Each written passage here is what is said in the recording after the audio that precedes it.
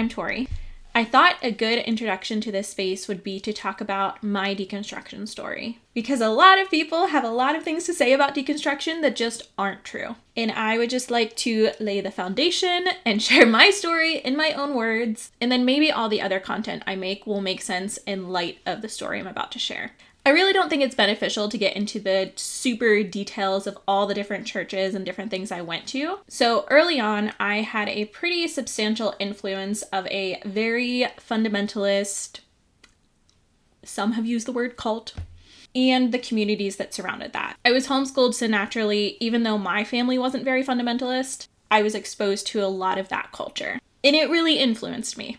I was really affected by purity culture and courtship culture and this idea that you were always doing it wrong. If you were feeling shameful about something, the only relief you had was the fact that you were probably on the right track, because at least you weren't forgetting about what a dirty, rotten sinner you were. I can remember probably not even being 13 yet and just agonizing over all the ways I was an awful person. I agonized over the question of whether I was really a Christian, whether I was really believing the right things, whether I really meant it in my heart. Because if I was wrong, then that meant eternal conscious torment. And honestly, heaven didn't sound all that great either, but at least I wasn't going to be burning alive forever. It didn't matter that my family wasn't like that, because at the time I just thought that I was more committed. And spoiler alert, this is not going to be a video about how my parents were the worst and super culty and whatever. They've actually been very supportive through this process. So I've heard people say that people deconstruct because they want to talk about how bad their parents are. And there you go, strike one. That is not true for my story. So I was pretty immersed in that culture for several years.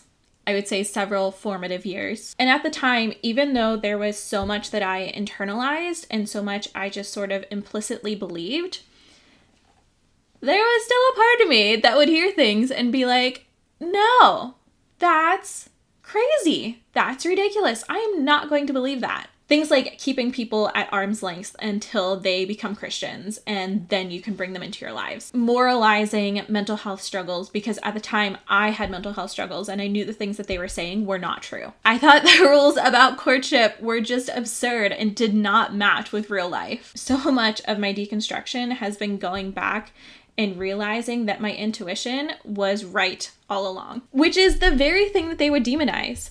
Because they would say that you can't trust your feelings. You are of the flesh, and therefore you can't trust anything that comes from your body. And that is one of the most evil things that I was taught.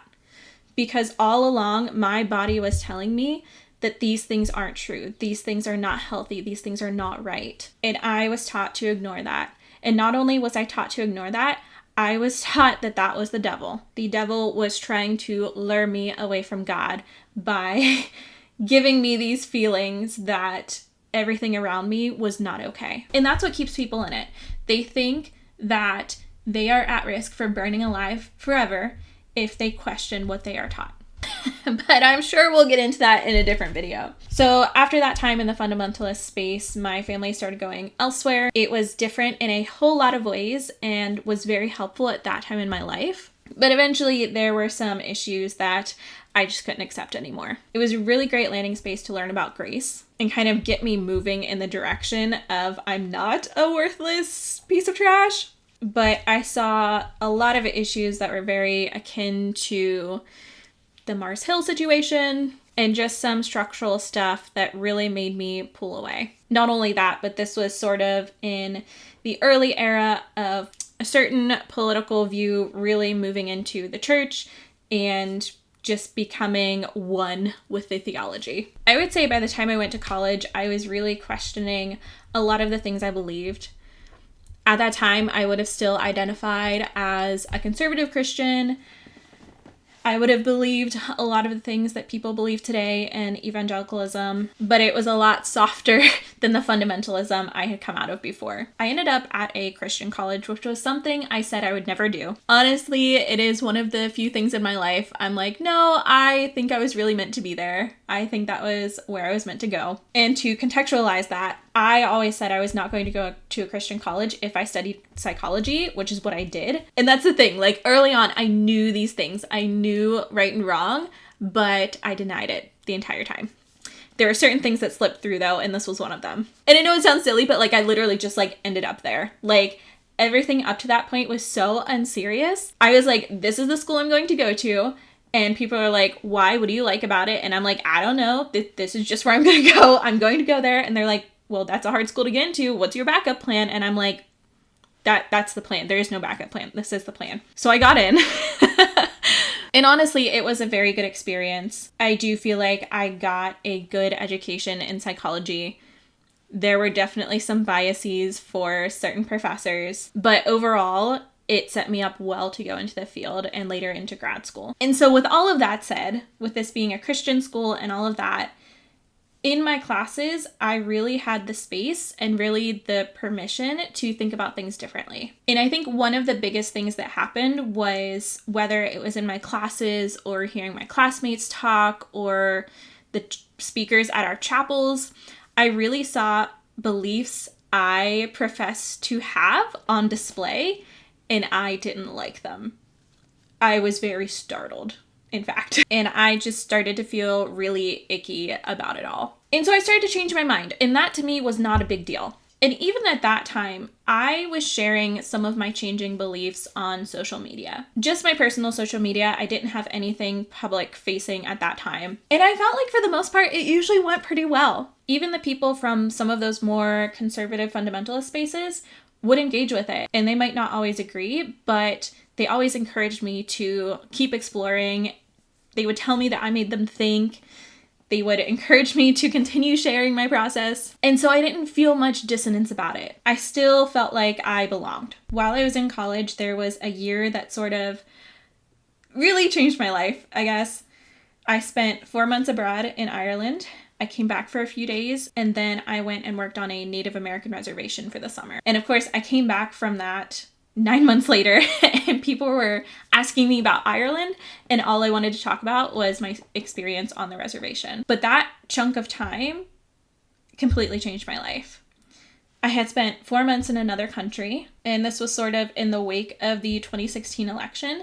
And so I heard what people in another country thought of us, and just had a very big perspective shift about that. And then I went and worked on the reservation, which just completely flipped my life upside down, or right side up, I guess. It just gave me so much context for all different sorts of issues that are happening in the world. I saw this group of people who had been so stereotyped and lied about. I heard about their history every single week as we taught it to the visitors that were there. I say I spent a lot of that summer angry, because I did. I was so angry about the things that I had not been taught. I was so angry about the lies I had been told. I was so angry about the hurt that had been inflicted on these people as a result of all of those lies that really came down to nothing other than prejudice. And suddenly all of the racial issues in this country made sense, and issues about generational poverty made sense, and that it's not about just working hard enough or pulling yourself up by your bootstraps and making the life you want. There are so many systemic issues that prevent people from doing all the things that we say they should be able to do just by working hard. The faith-based organization I worked for was an incredibly positive experience, and really the reason why I am where I am today. But it also really made me think about other people who claim the name of Jesus and yet refuse to do things for their neighbor. They want to make sure that their neighbor believes certain things, or is agreeable to a certain way of life, or is going to pay them back in some way before they will help. It shook up everything I believed about everything. And in the midst of all of this, I also spent 4 years doing prison ministry in college. And that shook up everything I thought I believed about the criminal justice system, mental health, addiction. And so by the time I came back from the reservation, I didn't know what to make of everything. Especially because as I started speaking out about more things that I was learning in the same way that I had been before, I eventually crossed an invisible line where the things that I was believing and sharing about and advocating for were no longer acceptable. I went from being this person that was so insightful and had such great thoughts to share and was so thought-provoking to someone who was an enemy and someone who was straying. I didn't know what to make of that because the entire time I was just trying to follow Jesus. Jesus talked about feeding people and clothing people and visiting people in prison and caring about the vulnerable among you. And that's all I was trying to do. All I was trying to do was follow Jesus, but I was being accused of being too liberal or too woke.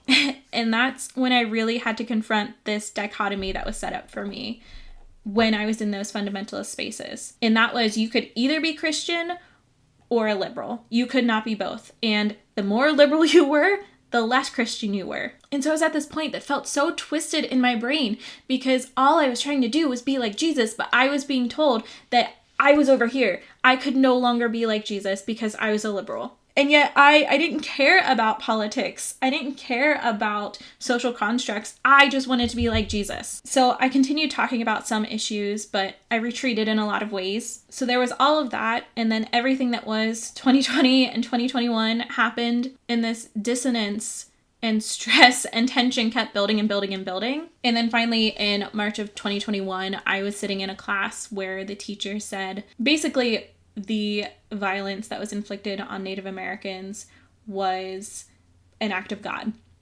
That was bad, but I was sitting near the front of the room, and as soon as he said that, I just something broke, and the entire room behind me went, yeah. And that's when I was like, I don't know what I am, but I'm done with this. Whatever this is, I'm done with this. I do not want to be associated with this. I do not believe this. It completely broke me. I was 110% ready to walk away from everything. But there was this little nagging feeling that my motivations were true.